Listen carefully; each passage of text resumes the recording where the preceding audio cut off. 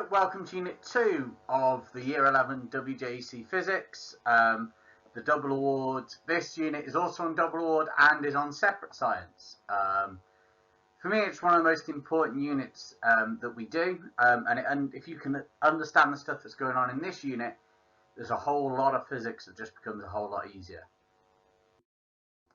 So, what we're going to cover? We're going to cover Newton's 3 laws of motion. Applying these 3 laws of motion basically allows you to understand 95% of the motion that goes on around us. We define inertia and talk about its impact. We'll talk about resultant forces, mass and weight, how we calculate weight from a mass or vice versa, and then we talk about terminal speed. WJEC now have gone to use terminal speed, not terminal velocity, so take care with that. Most other exam boards use the word velocity. WJEC use terminal speed. We'll discuss how that occurs both in free fall but in other situations as well. Okay, so here are a whole raft of useful links. If you're watching this on YouTube, they'll be in the description below. It's quite a big topic, hence why there's an awful lot of links here. Lots of fantastic videos talking about the different things that go on here. Okay, so the first, well, we're going to do Newton's laws in order, so we might as well start with law 1. And Newton's first law is sometimes called the law of inertia. And basically it helps if we define inertia. So inertia, if you look it up in a dictionary, is an object's resistance to a change in motion. And the more mass an object has, the more inertia it will have. This is why, for example, and there's a great example for this. So many years ago, a few mates and I were we hired a canal boat for a week, and we were out on the canal boat having a good time. Anyway, the canal we were on, the Leeds and Liverpool Canal, they don't have proper bridges. They are, every single bridge pretty much on this canal is a swing bridge. You have to stop the boat, open the bridge, and they're all done by hand. So they're big, massive concrete bridges. An awful lot of inertia. They're really, really, really hard to get going. But because they are, you've got levers and you've got good hinges and things like this, they're okay. You can single-handedly, perhaps 2 people on most of them, you can get them going. Anyway, inertia, where does that come into it? Well, mate of mine managed to get the bridge opening. All right, managed to get it open, pushed it open, and then couldn't stop it. So this bridge is opening, the boat's coming through, it hits the rubber stop on the bank that is there so that you don't damage the bridge, don't damage the canal. But of course, this bridge has got all this inertia, it wants to keep moving. Hits the rubber stop, bounces off it, and he just can't stop it. And the bridge ends up going through the window of the canal boat. And it was just that inertia. Once that bridge was moving, it didn't want to stop. And, you know, or canal boats, you know, if you ever try and pull a canal boat along, hard to get going, but once it's going, it wants to keep going because of its inertia. It doesn't want to change its motion. You might watch World's Strongest Man, people pulling aeroplanes. Really hard to get them going, but once they're going, they can just, it's a lot easier to keep them going because of inertia. So what does Newton's first law say? Well, Newton's first law says an object will remain at rest or in uniform motion. Now, all we mean by uniform motion is that it's going at the same speed in the same direction. To use the better term, same velocity, unless acted upon by an external resultant force. So what does that mean? Well, it means if we don't apply any force to an object, or the resultant force applied to an object is 0, or the forces are balanced, you get no acceleration. And you can see this in loads of things. If you have a weight on the end of a string and you swing it round and round and round and round and round, as you're swinging it round and round and round and round and round, you're applying a force to it. You're pulling that towards you all the time. If you let go of it, it flies away in a straight line because the resultant forces on it are 0. So you just get constant motion. So yeah, that's Newton's first law. Just got to learn it, but you've got to be able to quote that. Okay, so we spoke here about a little bit about resultant force. What is resultant force? Well, resultant force is basically if we took all the forces that acted on any object and we added them together, remembering they're vectors, so we have to add them if they're in the same direction, subtract them if they're in opposite directions, then the resultant force would be the force we would get if we just went, we want one force to replace everything. Okay, now for us, we will treat any forces at right angles separately. Alright, so we could end up with two resultant forces, a vertical and a horizontal resultant force. Generally in a question, one of those will be 0. So we'll only care about one of them. So if we're talking about this car, we've got a resultant force of 450 newtons because we've got 500 newtons of thrust, 50 newtons of drag. Take one away from the other, you're left with 450. For the rocket, so you've got thrust of 500 newtons going up, you've got a weight of 100 newtons going down, you've got a drag force of 50 newtons going down. So that gives us here a resultant force of 350 newtons. A lot of times when we're talking about resultant force of rockets, people get the weight and the mass confused. More on that later. So hopefully you've got that resultant force is the sum of all the forces on an object. Okay, Newton's second law, probably the easiest to learn, and it's that the resultant force of an object is its mass times its acceleration. Or resultant force is mass times acceleration, or F equals ma. Here, force is always measured in newtons, mass in kilograms, and acceleration in meters per second squared. So again, learn it. If you're going to quote just F equals ma, you need to be able to describe what those terms are. Now this leads us on to an interesting one, because we've already used these words, mass and weight. So any object, if we ignore air resistance, will accelerate at the same rate if you drop it. And this has been shown time and time again in a vacuum. In fact, Apollo 15 did it. They took a hammer and a feather, which is the classic experiment from Galileo. If you drop a hammer and a feather on Earth, obviously the hammer hits the ground an awful lot sooner than the feather does, and that's because of air resistance. However, if you do them on the moon where there's no air, they hit the ground at the same time. Now this rate of acceleration we call the acceleration due to gravity. It's also called gravitational field strength as well. And if you study physics further at A level, we'll talk about how we get gravitational field strength, where it comes from, what it depends on, and all that. So on Earth, we take this value as 10 at GCSE. It's actually slightly lower than that, so you might read 9.8 or 9.81, depending on which book you read. But that's close enough, it's near enough 10. 10 will do.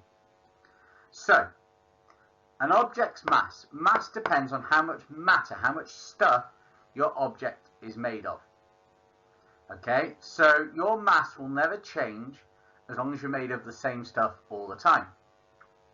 However, your weight can change because that depends on the force of gravity pulling that mass down. Okay, your weight is measured in newtons. So to work out your weight, it's your mass times your gravitational field strength. Common trick that we see in this is that they will give you mass in grams. This formula does not work in grams. You need to be in kilograms. So you just do your weight, your mass in grams divided by 1,000. And you multiply by that by 10 to get your weight. So if you've got a mass of 500 grams, 500 grams is half a kilogram, which is 5 newtons. Okay, so you need to be able to cope with that. They might ask weights on different planets, at which point they will give you the different gravitational field strength. So I've seen the moon talked about before. The moon's gravity is about 1/6 of that on Earth. So they'll give you a value of about 1.6, 1.67 for the moon's gravitational field strength. Okay, terminal speed. So I know we've only done 2 out of the 3 laws, but that's because Newton's third, this all relates to that second law. So terminal speed. What is terminal speed? So if you're moving through a fluid, now a fluid is just a posh way of saying anything that flows. So air, water, corn syrup, What else could it be? I don't know. Treacle, honey, petrol. These are all fluids. Moving through it, having to push that out the way creates drag. Now, the drag on any object will be proportional to the following things. They might just about proportional, is affected by is probably better.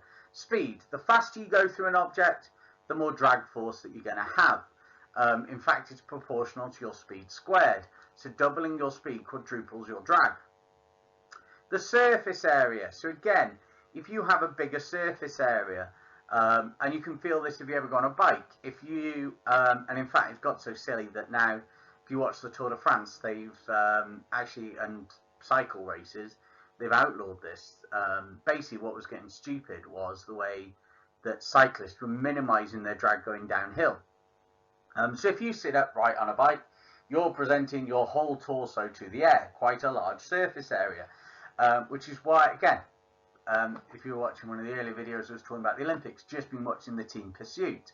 In the team pursuit, they hunch down, they make themselves as small as possible, and they have these big aero helmets on, and that's to make their surface area as small as possible to allow the air to flow over them. So when I was talking about cycle races, it was getting to the point when bike cyclists were going downhill, so they weren't pedaling, they were pretty much like Supermaning on their bikes. So they were getting their head like in front of their handlebars, and it was getting really dangerous because if you shift your body that far forward on the bike, you're putting all the weight over the front wheel, which means any small bumps in the road and the bike very happily just flips over and you fall off doing 60, 70 miles an hour on some of those bikes going downhill, which, you know, if you're in a car crash at 60, 70 miles an hour, you're not going to be very well afterwards. If you're on a bike where you've got nothing apart from your body to absorb that impact, that's really not a good look, especially when you think about some of the hills that they're descending. So they've outlawed that now. Basically, the cyclists, yes, they can crouch down, but they've still got to remain on their saddle in the middle of the bike for safety reasons. So what is, the thickness as well. So the thickness or the viscosity, the thicker the fluid, the more drag it creates. And again, you can feel this, you know, air, not very viscous. Water, still not particularly viscous, but a lot more viscous, a lot more dense than air, and you can feel a lot more drag. Now, the terminal speed then occurs when the resultant force on an object is zero. All right? Why does it become zero? Because your drag equals your driving force, whatever your driving force is. Classically, your driving force will be your weight, which is why it's spoke about in here. So when your drag equals your weight, yeah, then you will get terminal speed. Okay, so here are some key examples. All right, two classic examples of this. So they are as follows. Skydiving. All right, so when you're skydiving, initially you have very little drag because you're not falling, so you fall quite quickly. As you fall, you speed up, your drag increases until you get to a point where your air resistance and your weight are equal and you don't accelerate anymore. You fall at a constant speed. Okay, that for a skydive is about 120 miles an hour, which is going to be roughly 65, 70 meters per second. Which if you hit the ground at that, you're going to not be very well. So what you do is you open your parachute. That increases your surface area. And you slow down. You never go up. The reason why you go up is because, or you appear to go up, is because if you're ever watching a film of it, it probably means that the cameraman who's filming you haven't opened their parachute yet. But there, your air resistance massively increases. So your air resistance now is greater than your weight. So you slow down. The resultant force is going up. You decelerate, slow down, because your resultant force is in the opposite direction to what you're moving. You slow down. As you slow down, your air resistance drops until again your air resistance and your weight are equal, hopefully with a small enough terminal speed that you can touch the ground safely.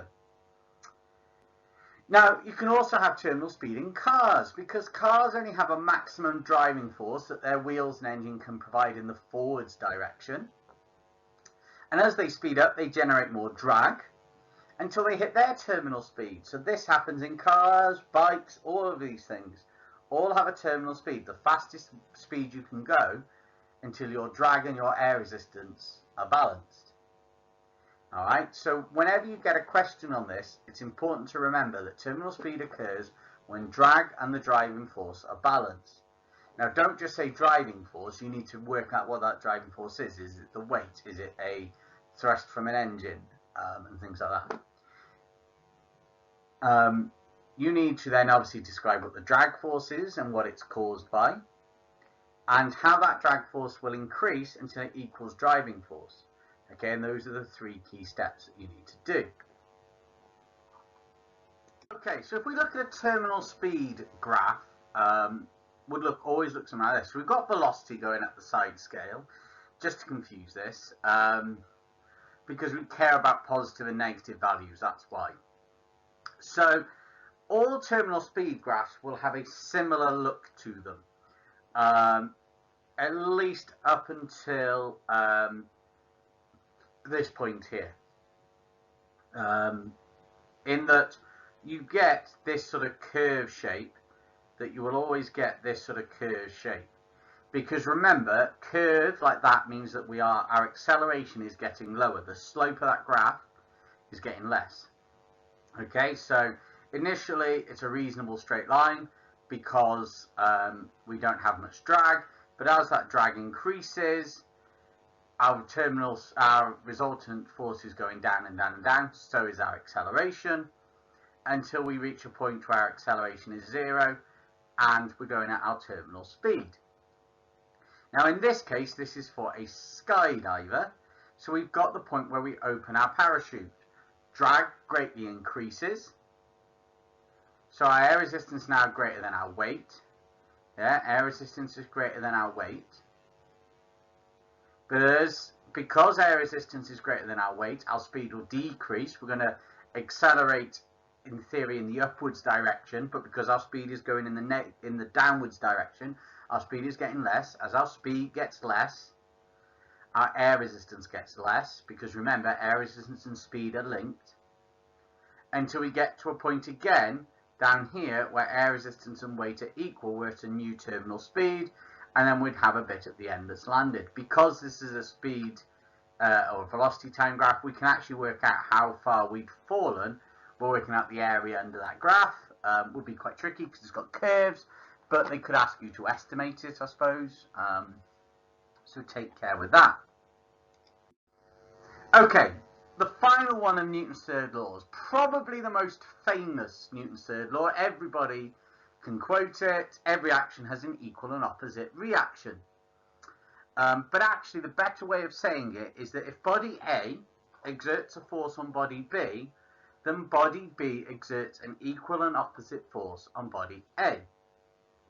So what does that mean? Well, it means that if you push on a table with a certain force, the table pushes back on you with the same force.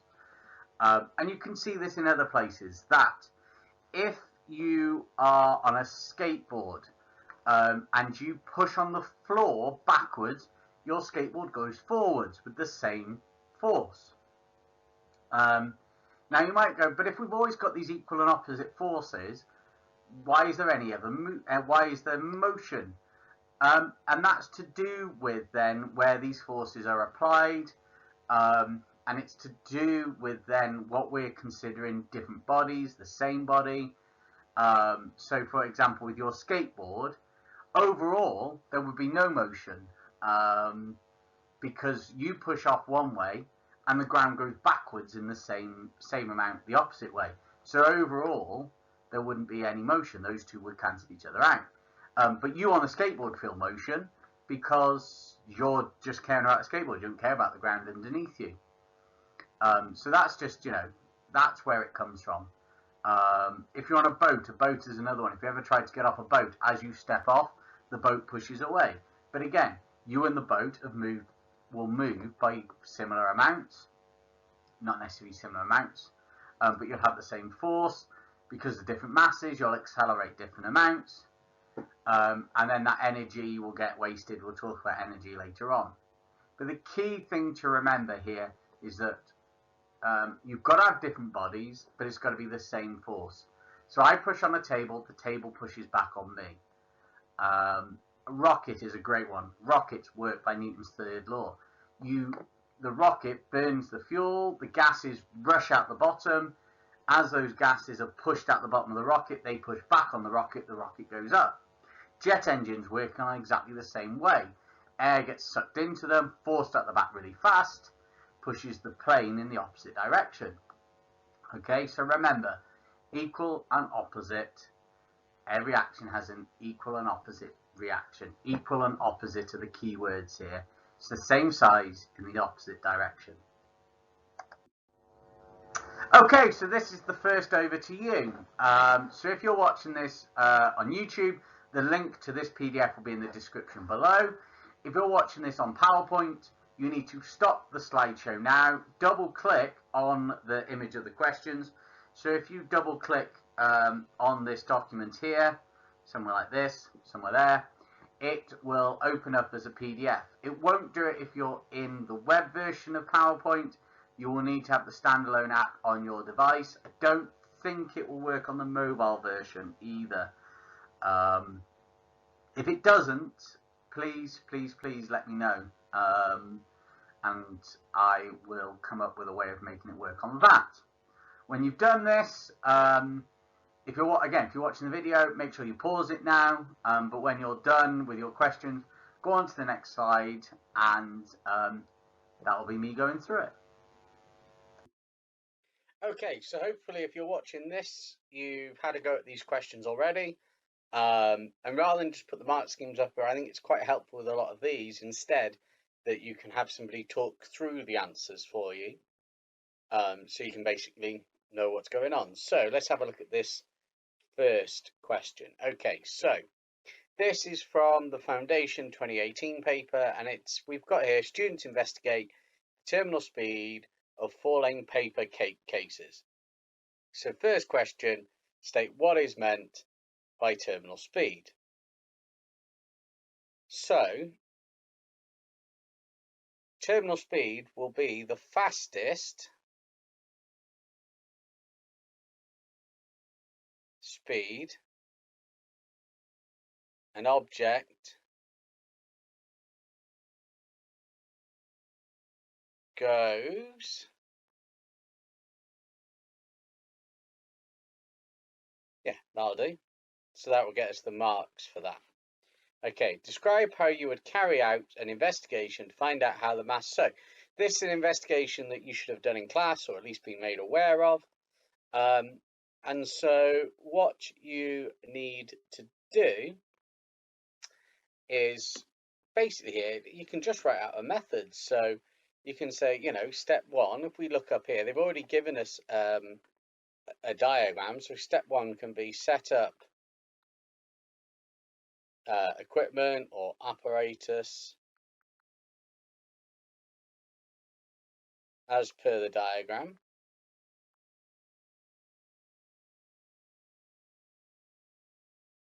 Now we want that distance with distance equal to 1.5 meters. We set it quite high because that will help us time it more accurately. Okay, and then what we're going to do is take one case. Take one case.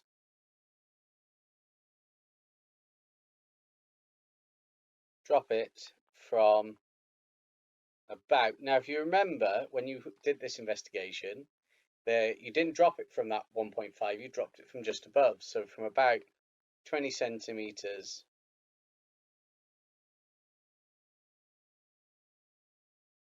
above the marker, or above the pointer, above the pointer. Time, how long it takes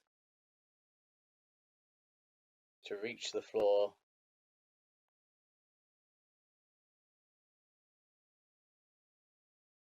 pointer. Step 3, repeat step 2 4 more times.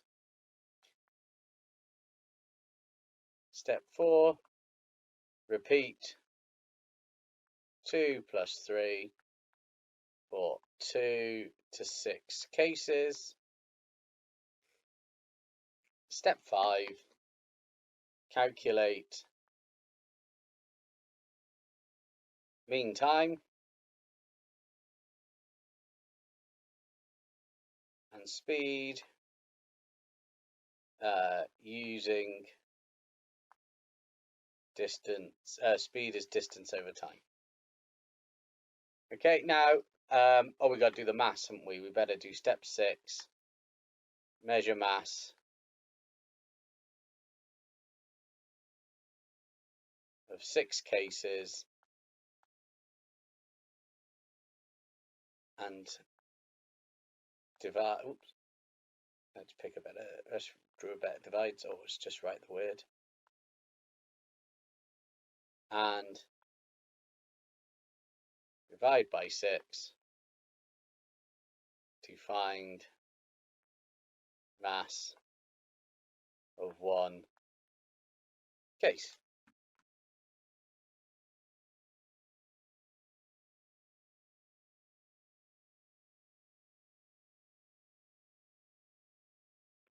Or I suppose probably should say as well, using a balance.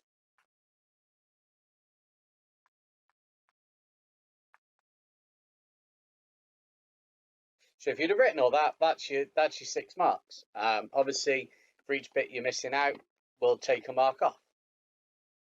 Okay, continuing on. So now we've got some results from this. Okay, so the table shows the results of the investigation. Complete the table from page 2, or use the equation from page 2, find the value of the missing terminal speed. So that's going to be distance divided by time. So we're going to do 1.5 divided by 0.6 to give us 2.5. Okay, then we have to plot the data. So they've given us the axes because it's the foundation paper. So we've got, let's just make this pen a little bit thinner because I think it's a bit thick at the minute. Right, there we are. That's a better thickness. So we're going to have 1 and 1.7, which is there. 2 and 2.2, which is roughly there. 3 and 2.5, and 4 is 2.7.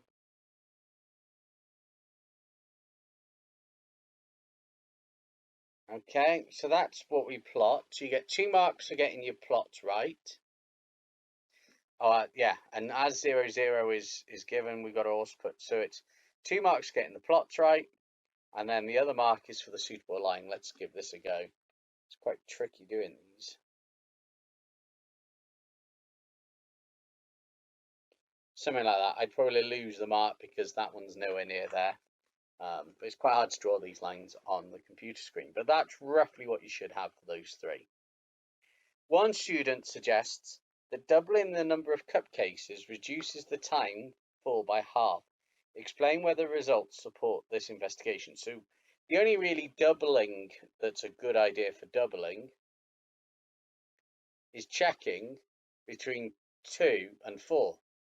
And if we write this here, because it says explain, so we want to check that 2 cases is 0.68 seconds. 4 cases is 0.56 seconds, which is not double.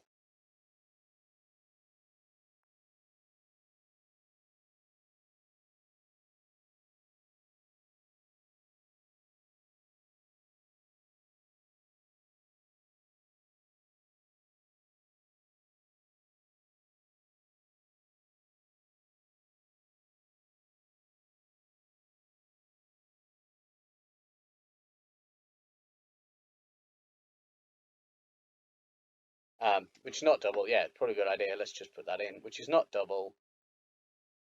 Oh, not double, sorry. We don't want double, we want half, don't we? Which is not half. As half of 0.68 equals 0.34.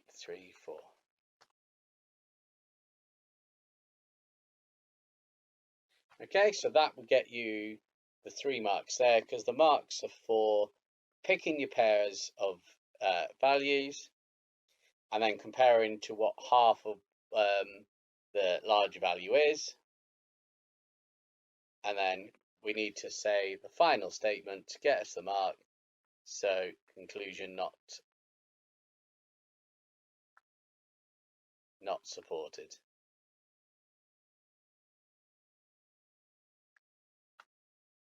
Okay, right. Question 3. So this next question's from the 2019 paper. Okay, so we have a velocity time graph of a Segway, says on a dry pavement. Between which points is the person leaning forward on the Segway? So if you're leaning forward on the Segway, it says that you accelerate. So the time that you accelerate is from A to B. Calculate the acceleration through the first 3 seconds. So the first 3 seconds is going to be 6 divided by 3, which is 2, and the unit for acceleration is meters per second squared. It's going to be 1 for picking the numbers, 1 for that, 1 for that. Okay, so the combined mass of the person and the Segway is 110 kilograms. Work out the resultant force. We're going to do 110 multiplied by 2, which is going to be 220 newtons. 1 mark for doing that, 1 mark for doing that.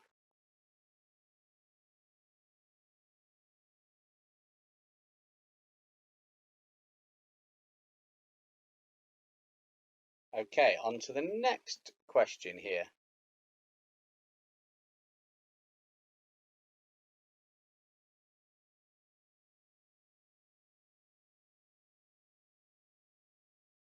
Okay, the reaction time of the person riding a Segway is 0.6 seconds.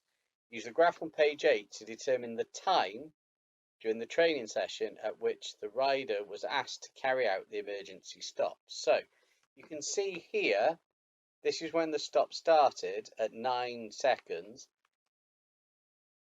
However, if they take 0.6 seconds to react, they are actually asked to do it at 8.4 seconds. So you're going to get a mark for realising that they start stopping at 9. You're then going to get the second mark for going, but that's when they start stopping. They actually had to react, so they were asked 0.2 seconds before that. Newton's first law, an object will remain at rest or move at constant velocity if the forces acting it are unbalanced. The student states that during the Segway training session, balanced forces act for 11 seconds. Explain whether you agree with the students. So, if the forces are balanced, you move with constant velocity, which is this bit here. And that's not 11 seconds. That's only 6 seconds. So, what we need to put in here is first we need to say that we disagree. The Segway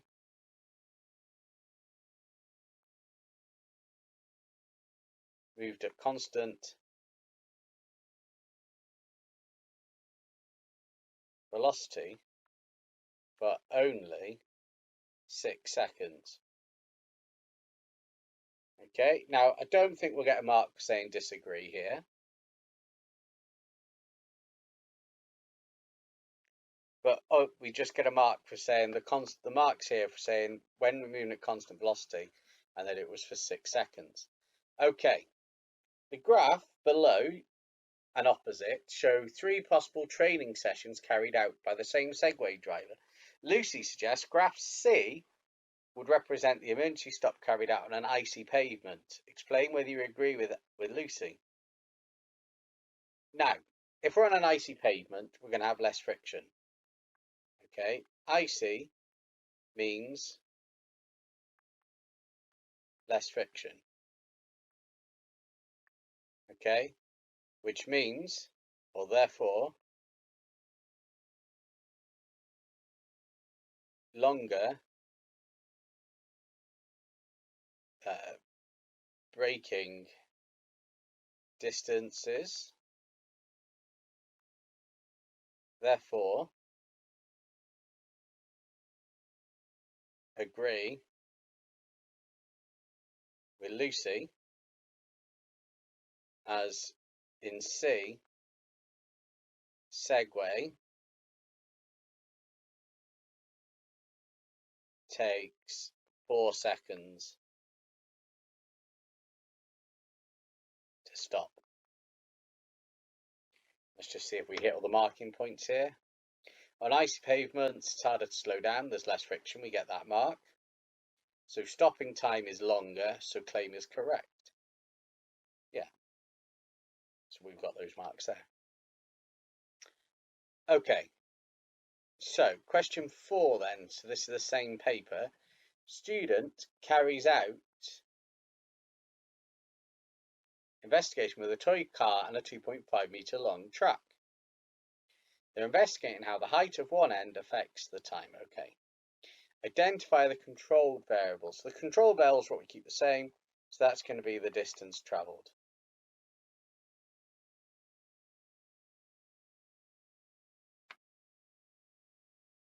Yeah, it's the thing they keep the same there. Use the equation mean speed equals distance over mean time to calculate the speed of the car when the height is at 10 centimeters. So we've got the distance travelled is 2.5. The mean time is 4 seconds. So that gives us a mean speed of 2.5 divided by 4, 0.625. It's going to be 1 for substitution, or 1 for putting the answer in there. Describe how the mean time changes by as the height increases.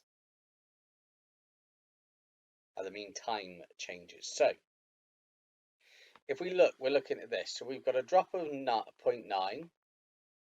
Then we have a drop of what, 0.6. Then 0.4. And then 0.2. So what that means is, and you can see it's 2 marks. So 2 marks here means they want just for say, well, first mark is that we're going to say it decreases. And then the second is for saying about the rate at a decreasing rate. Okay, so first mark is for saying it decreases. The second mark is talking about the rate, and it's a decreasing rate. The interval goes down. Describe how the mean speed changes as height increases. So as we divide by time each time, and the time is getting less, this means that speed increases. Student says the most repeatable data is the height of 50 centimeters. Explain why this statement is incorrect. So repeatable data means that all of our repeats are exactly the same. And if you look, we've got 2, 1.8, 1.9. Well, compare that to the 10, where we had 4, 4.1, and 4 again. 1, that's the most repeatable. So 10 centimeters is the most repeatable.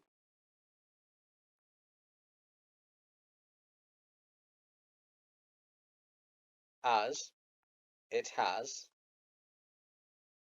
the lowest spread of its results. Right, let's just check, see what that says.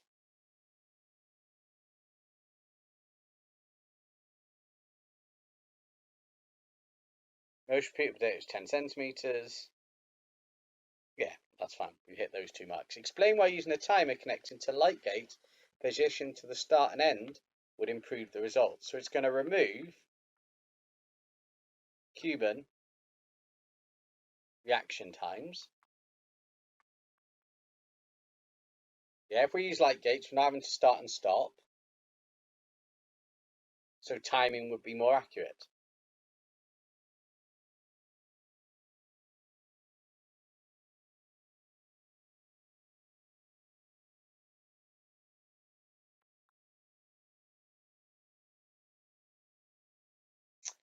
Okay, moving on. So now we're looking at questions that have come from the separate science paper. However, they're still going to have this. All of this content is in is in both papers, so this is why they're included here. So first thing we've got to do is we've got to plot the data. So they've given us the values, so we've got to plot the data next. So we're then going to go 2 and 0.8, 4 and 2.6, 1, 2, 3, 4, 5, 6. That's one step too low. Like I said, plotting these on the computer is really tricky.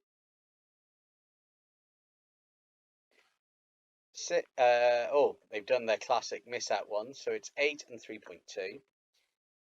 Yeah, so they've missed out 0.6, so take care of that. 10 and 4.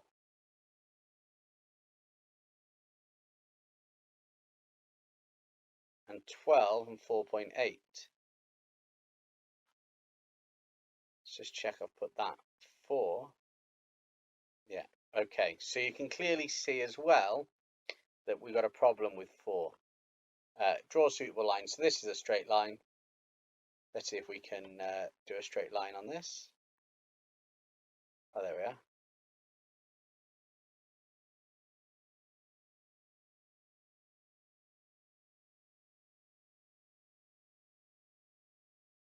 So we can do a straight line that's going to start there and go down to 0, 0, like so, going through our points. So it's 3 marks, so it's going to be 2 for the points and 1 for the line. Use the graph to show that, to find the force that produces 2 newtons. So that would be 2 meters per second, that would be 5 newtons.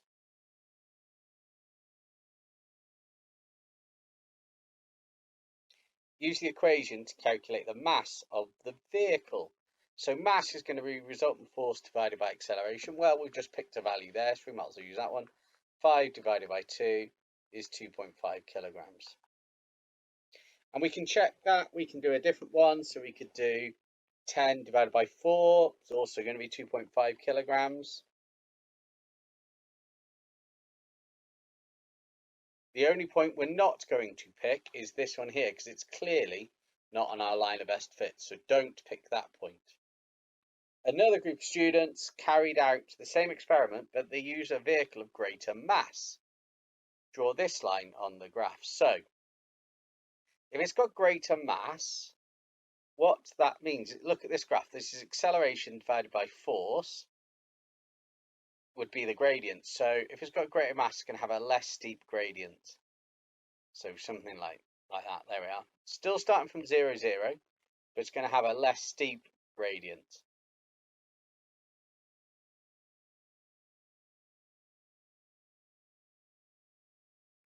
Eric suggests that if a force of 16 newtons is applied to the original vehicle, the acceleration will be 5.6 meters per second.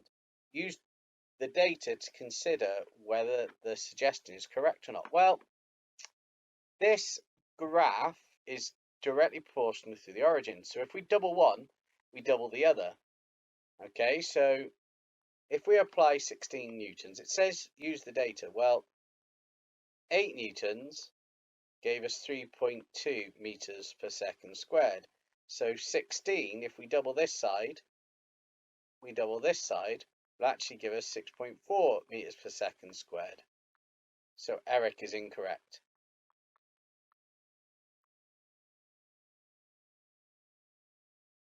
Now, I would imagine, let's just check the mark scheme, you won't get any marks for actually saying Eric is incorrect. But if you don't put it in there, they're not going to give you both marks.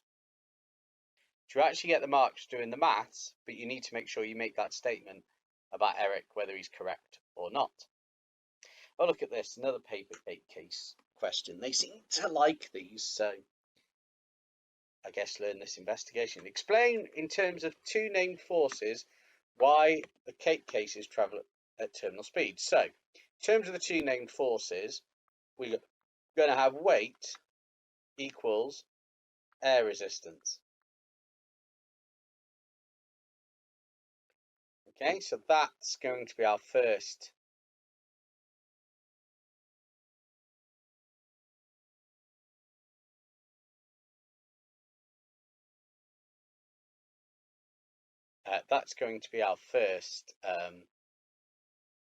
marking point. That's why I was looking at the wrong mark scheme. I was like, oh.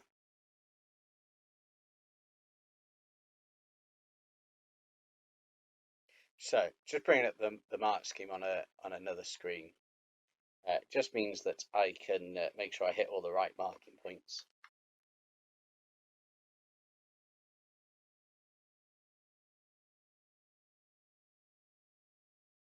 So weight and air resistance are equal at, they want to say, rather than just the equal sign, because yeah, equal sign, we want to put instead here, equal and opposite. You could have also said balanced. Weight balances air resistance, that would also work for that mark. Okay, right, next one. Circle the anomalous results. There's one here that doesn't fit the pattern, and that's clearly the 0.72. The rest are all around 1 point something, 1.2 something, and then we get one that's like half. So that's the one that's anomalous. So to calculate the mean time here, we're going to add them all up, and we get 8.42, and we're only going to use the 7 that we had. So we divide by 7. Remember, if we have an anomaly, we ignore it, and that gives us a mean time of 1.20 seconds, which looks about right. So to calculate the mean speed is going to be how far they dropped, 1.5. So it's going to be 1.5 divided by 1.2, and 1.5 divided by 1.2 is 1.25, and the unit's already there, meters per second. Now, they're only giving you 1 mark for that. It's towards the end of the paper, so they're expecting you by this point to be able to do it. Student carried out the investigation. The independent variable is what we changed, so this is going to be the number of Cape cases. One we controlled was the drop height. Now, how could we improve this? Well, we could film the investigation.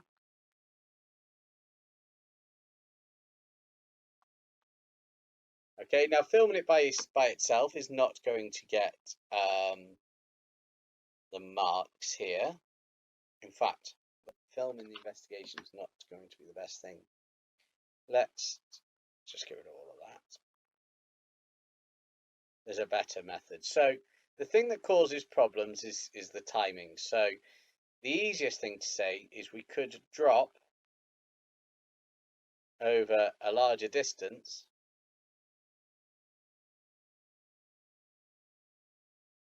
Okay, that gets us 1 mark. That's saying what we're doing. But because it's saying how we could measure it more accurately, we've got to explain. This is going to reduce random errors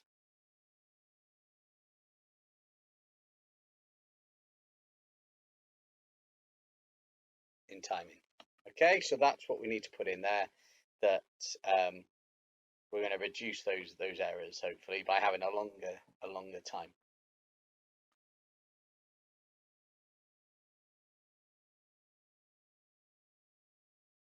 Okay, so the results from one group are shown in the graph below. So we've got a nice graph. Angus concludes that when the mass doubles, the speed is always 1.5 times bigger. Explain whether the results support this conclusion. So let's pick a couple of masses that double. So we got 0.5. Okay, so we have 0.5 grams, and that gives us a speed of 1.15. So 1.15? No, that would be 5. So 1.125 meters per second. Sorry, been doing too much A-level stuff. Now, we're not going where the point is. We're going to go where the line is here. Okay, and 1 gram gives us a speed of 1.56. No, it's not 7. It's going to be 6.5.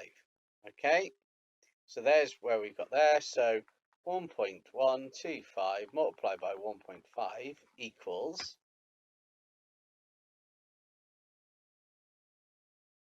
1.125 multiplied 1.5 equals 1.6875.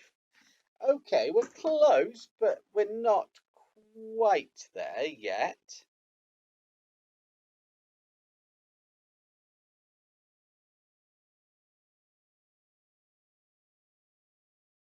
Okay, so let's just check 2 kilograms as well. So 2 kilograms would be, what's this, 2.1,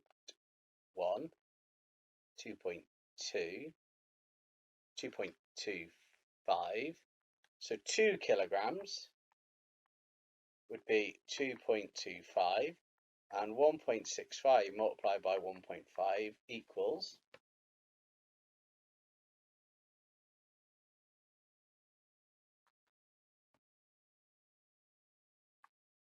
2.475. So not quite, I would say.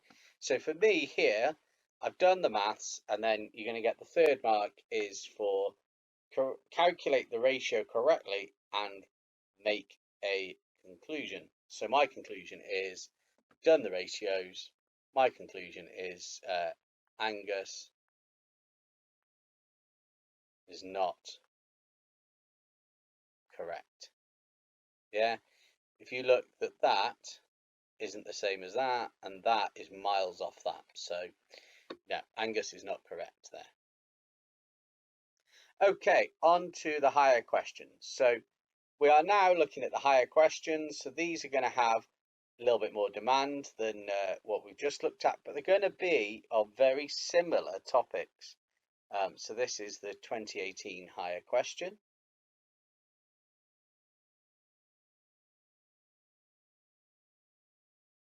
And it's question 2, right. Okay, so immediately you can see they're asking it in a slightly different way. And they're asking her, give us one reason why the student let the paper case drop 20 centimetres before starting the stopwatch to ensure terminal speed was reached.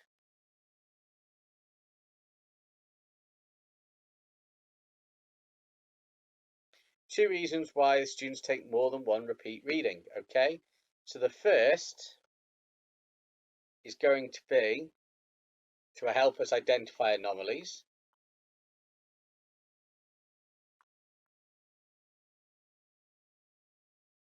Yeah, because we want to make sure that if we've timed it wrong, we can tell. And then the second reason is going to be to reduce effect of random errors. Oops. Yeah, by working out our anomalies, or by being able to identify our anomalies, we're going to be able to reduce the effect of them on our result. Okay, so we've got the similar data.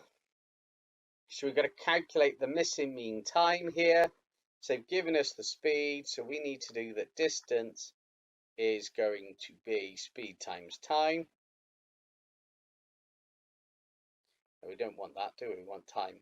So time is going to be distance divided by speed, which in our case is going to give us an answer of 0.52 seconds. 1 mark for substituting, 1 mark for the right answer. Okay, we plot the data on the grid below. By now, you've watched me plot enough graphs, but the difference is here, I suppose, is they're asking you to put the scales on. And if you look at the bottom, it says mass. So they will always let you have the paper fill up. So we've got 0.51, 1.52, 2.5,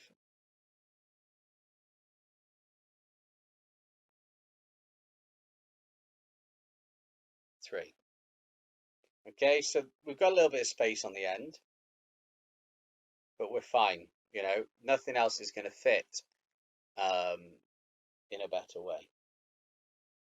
Okay, and then our terminal speed axis, we need to get up to 3. So we probably can go up in 0.5s again. So 0.51, 1.52, 2.53. Yeah, and that's going to fill our things. Now 4 marks, so it's 1 for the axes, 2 for the points, 2 for the curve. Okay, now I'm not going to waste time here plotting another graph, but that's what it will be. If one of the students,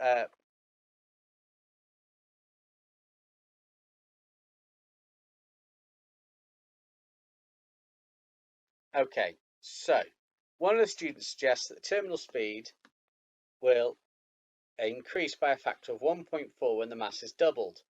The student finds that when the mass doubles from 0.5 to 1, this suggestion is true. Explain whether it's true for other masses. So, in theory, you could use your graph, or you could use the table. So I'm going to pick 1.5 to 3. Okay, so 1.5 gives us a speed of 2.4. So 1.5 gives a speed of 2.4. And 3 gives us a speed of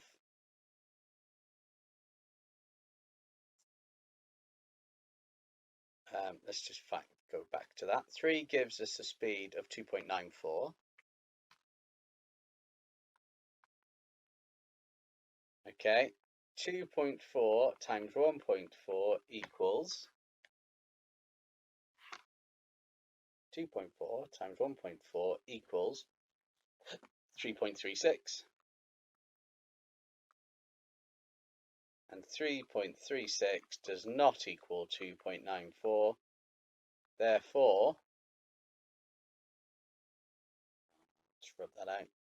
Really struggle with the word therefore at the minute. I don't know why. Therefore, student is wrong.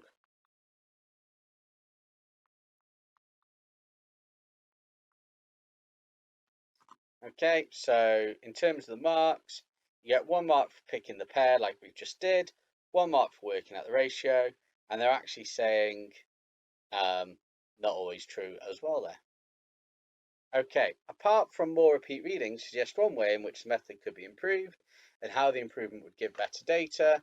So we could increase, like we said before, increase drop height. And by that, no, increase drop height, should we phrase it better? Yeah, that's fine. As this increases time, reducing random errors.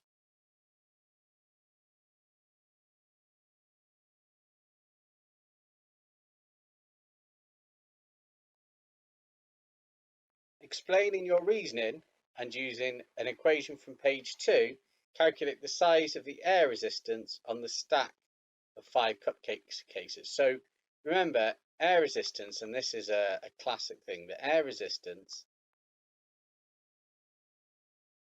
is going to equal the weight. Okay, and it tells us here that 5 has a mass of 2.5 grams. Okay, so which is going to equal 2.5 times 10 to the minus 3 multiplied by 10. So that's going to be 2.5 times 10 to the minus 2 newtons. And the trick with that question is remembering that at terminal speed, air resistance equals the weight, and that weight equals mg. All right, let's go on. So, still on the same paper, okay, right. So, manufacturers test for new cars on level track. In order to find out how long it takes them to accelerate to 27, cars driven in a straight line at maximum power and the speed is recorded. Data for one car is shown below. Describe how the acceleration changes during 12 seconds shown. So acceleration on this is going to be the gradient. So it's going to decrease, okay, to 0 by 11 seconds. Now the 2 marks are for one saying, oh, sorry, we missed the first bit here. For the first 2 seconds,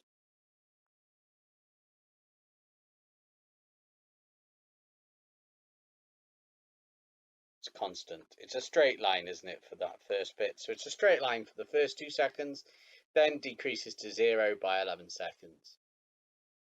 By drawing a suitable tangent and using this equation, calculate the acceleration of the car at 5 seconds. So tangent, remember, touches the curve at one point, and that one point we want is 5 seconds. So there's going to be my tangent. So what I'm going to do is I'm going to start at that point. Oops. So that's going to be 15, and what are we down here? 2, 4, 6, 2.6, and then my next point is I'm going to pick here, which is 25, and 6.24687. Okay, so I'm going to have here 10 divided by 7, take away 2.5. Can't be 2.5. 2.6 equals,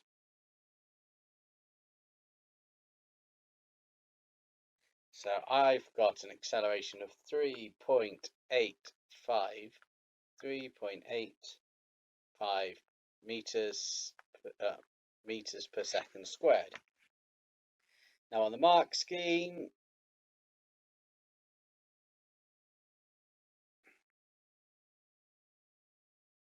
they say somewhere between 1.8 and 2.7, but it's based off your line, so mine's perhaps a little bit steep. Oh, no, it's not. I've done the sum wrong, that's why. That's what you get for not using a calculator. Actually, I didn't do the right sum here.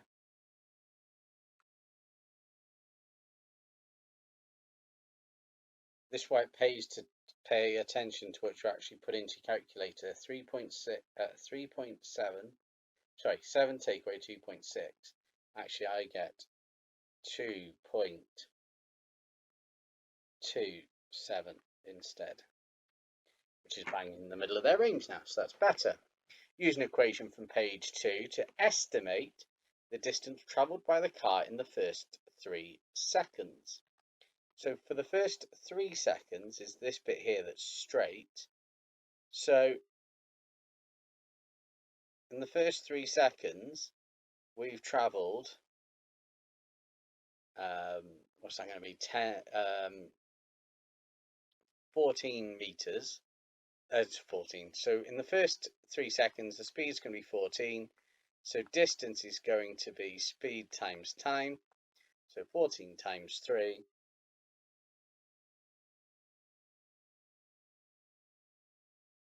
Which is 42 meters.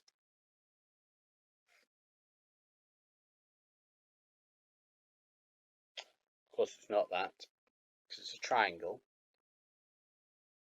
So we've got 14 times 3 divided by 2, which is going to be 21 meters. Okay, another car with the same power and mass, but it's more streamlined. Sketch on the grid below the velocity time graph. So we're going to accelerate faster.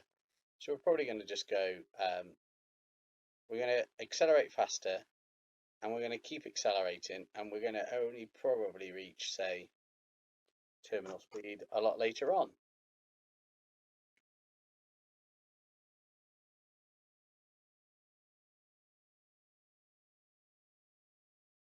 Yeah, there we are.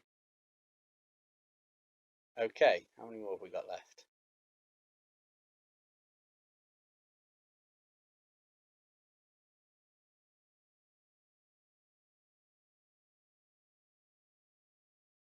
Right, lots left.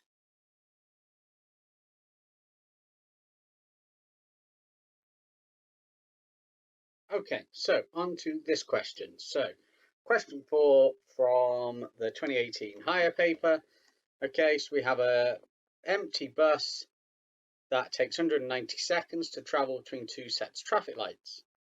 Journey is shown on the velocity time graph below. The bus accelerates uniformly from the first set of traffic lights at A.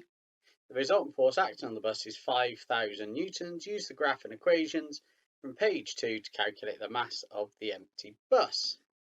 Okay, so to work out the mass, we're going to use Newton's second law, which would be force divided by acceleration. So that's going to be 5,000 newtons divided by, so the acceleration here is going to be 25, because that's our change in speed, divided by the time it takes. And you can see that's exactly half that box, that's 20 seconds. So the sum we're going to do is 5,000 divided by 25 over 20.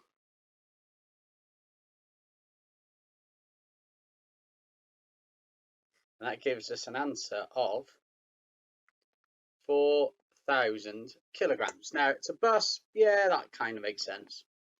We're probably in the right the units of their kilograms are already there.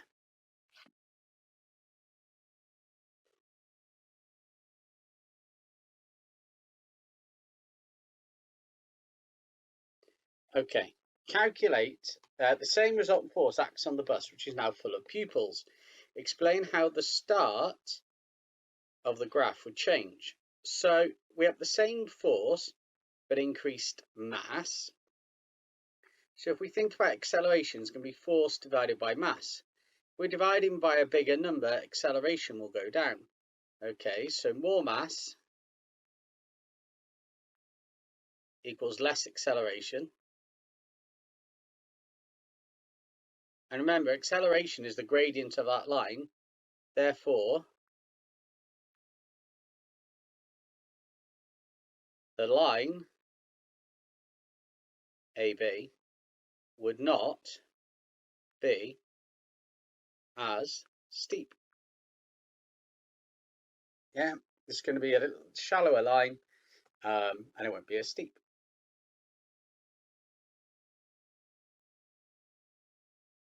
Okay, so going on.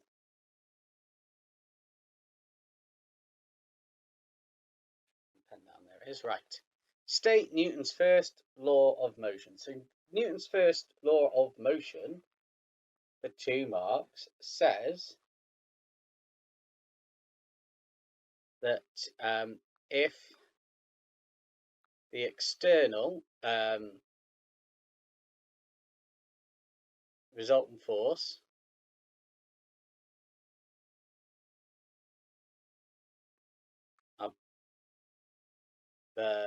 is 0,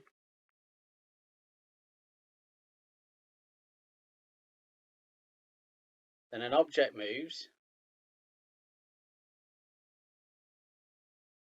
Object moves at constant velocity. and it's basically 2 marks, one for each line. One for saying resultant force is 0, the second one is for then describing how it moves. Explain how Newton's first law applies to journey BC. Well, if you look at the graph, velocity is constant.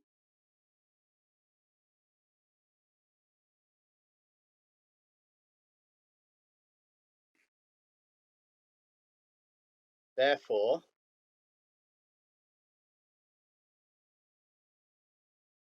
resultant force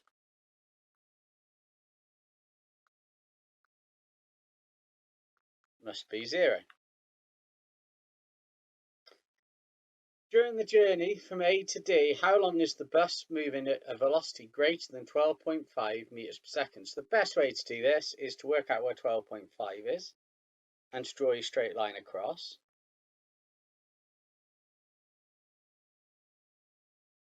So 12.5 is roughly there.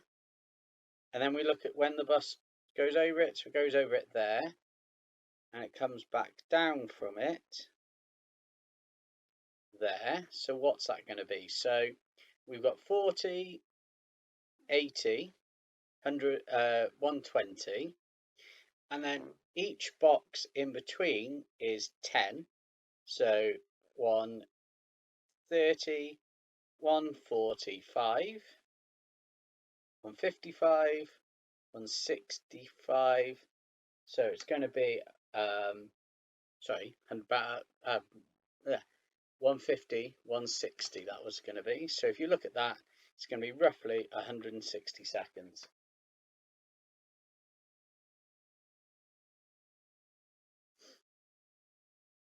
A lorry is travelling between the same 2 sets of traffic lights at constant velocity without stopping. If it takes the same time as the school bus on the graph opposite, draw the motion of the lorry. Okay, so for this question, we've got to know how far our bus has travelled.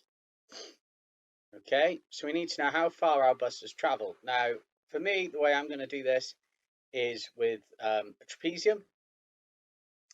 So I know that the bottom of this graph is 190. So the bottom of this graph is 190. Okay, and the top of this graph is going to be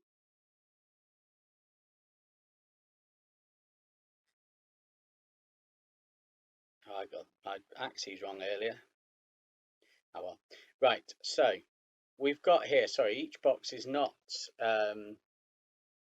whatever I said it was. Each little box is going to be 4, isn't it? So each box is 4. That's why my times were off. Anyway, so each little box is 4. So 4, 8, 12, 16. So that's 20 seconds.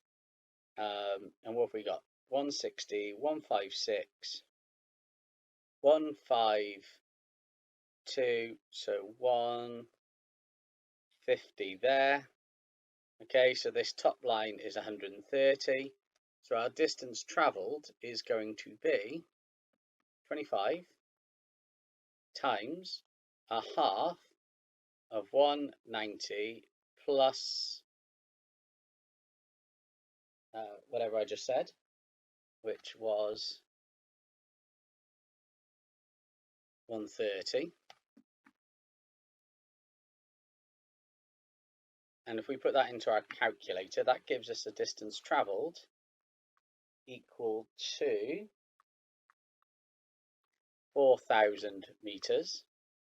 Okay, and if it does it in the same time, so 4,000 meters divided by 19 will give us the speed of our lorry, which is 21.1 meters per second. So on our graph, we need to draw a line at 21 and a half, like so. 21 will do, 21.1, but there we are. So we draw a line at 21. Okay, oh look at this. We've got another paper case question. Surprise, surprise. They love their paper cases. So, students investigate how the terminal speed is affected by this. There we are. Right. So we've used the same cases. State the other controlled variables. So the fact that variables has got an S in it and it's in bold means we want more than one thing. So we want, the other thing we're going to try and keep the same is both the distances. Yeah, so that's two variables, both distances. The distance is drawn about the 1.5 and then the distance above it we drop. Right, explain the advantage of 5 trial timings. So it's going to reduce the effect of random errors. Not get rid of them. We're still going to get them. It just reduces the effect of them. Okay, and what's that mean? So it means our mean is more accurate.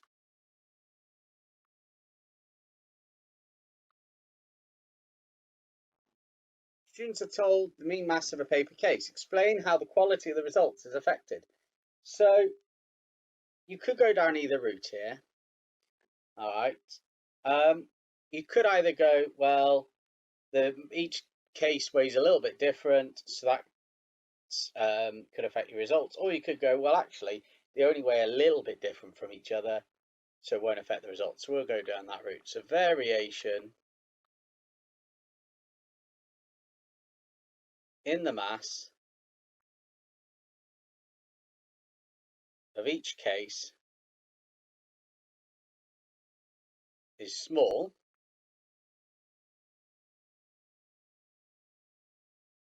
so using the mean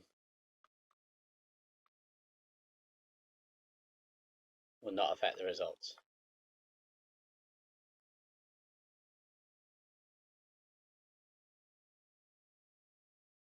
Yeah, that if because we're talking like 0.01 of a gram probably between the cases, you take the mean of them, it's fine. You're not going to make much difference. Right, explain in terms of forces how the cases reach terminal speed. 2 marks. Okay, so first thing that you need to remember is that as case accelerates,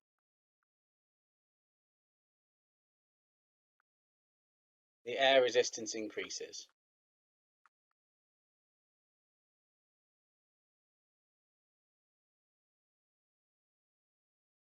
Okay, that gets you your first mark. The second mark is for then saying until air resistance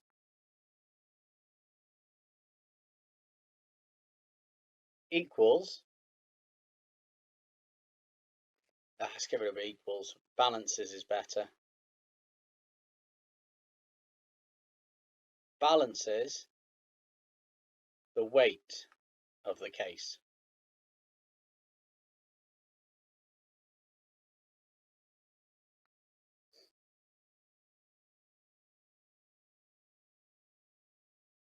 Okay, for the second mark. Describe how the experiment could be extended to check that the cases are falling with a terminal speed over the 1.5 meters shown. Well, probably the easiest way to do it is drop from higher than 20 centimeters above the pointer.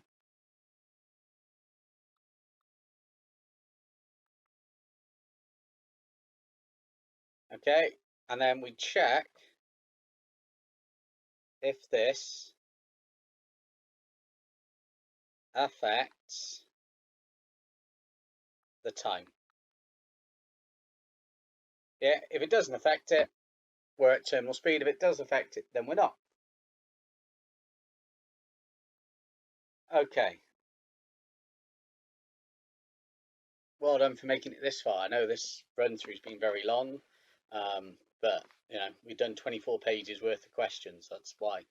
Right, the cases are supplied in a box containing 250 cases. The combined mass of box and case is 118 grams. The empty box is 18 grams. We got the terminal speed. Okay, use the time taken for 4 cases. Calculate, sorry, the time taken. So we know it's gone 2.54. Yeah, and it's going to do that. So we need to do 1.5 divided by 2.54, and that gives us a time of 0.59 seconds. Okay, calculate the air resistance when they fall at terminal speed. So 250 cases is 100 grams. Yeah, because the box weighs 18, so we take one away. So one case, therefore, is 0.4 grams. 4 cases is going to be 1.6 grams. So air resistance, remember, at terminal speed is going to equal the weight. So that's m times g.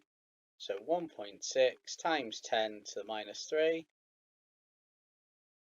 times 10 equals 1.6 times 10 to the minus 2 newtons. And basically the marks here are for one saying that the grams, that's your first mark. Your second mark is for saying that 1 is that. The third mark is for this sum somewhere, and then the fourth mark is for the answer. So well done for watching this. Like I said, I know that was quite long. It's the first one of these I've done in this style as well, so it's probably a little bit disjointed, and hopefully they'll get better, and hopefully that's helped with those questions. All right, thanks for watching. Okay, so well done for making it to the end. Thanks for watching it. I know some of these are pretty long. And like I said, if they help, leave us a comment. If they don't help, leave a comment. If you'd rather the review bits, which make them really long, I'll put in separate videos. Again, let me know. It's not a difficult job to do, and I can put them in separate videos rather than putting them in the main video, and it will make basically 2 shorter videos. Please like, please subscribe, and hopefully they help with your qualifications.